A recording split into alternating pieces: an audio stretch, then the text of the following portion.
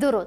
چند خبری رو از رفت نشست‌های مطبوعاتی امروزه پیشنهادتان می‌سازم. امانت بانک از افزایش سرمایه خود اطلاع داد.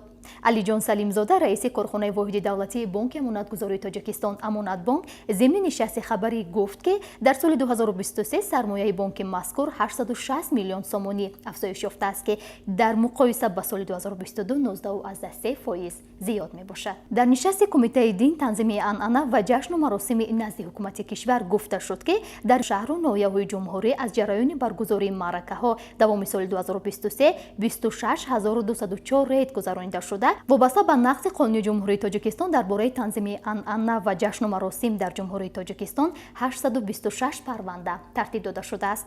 با گفته سلیمان دولتزاده رئیس کمیته مذکور این تعداد نسبت به سال گذشته 56 عدد زیاد می باشد.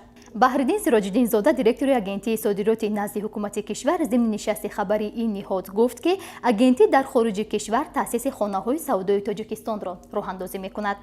هدف از تأسیس خانه‌های سودا را بحرالدین سراج‌الدین زاده در فراهم آوردن شرایط ضروری برای معرفی محصولات وطنی و دریافت بازارهای صادراتی برای صادرکنندگان مال و محصولات و صاحبکاران وطنی نامید. دانشکده دولتی فرهنگ و صنعت تاجیکستان به نام میرزا ترسونزاده همکاری‌های علمی، تعلیمی و ایجادی را با 56 دانشگاه و دانشکده‌های کشورهای خارجی براه مانده است.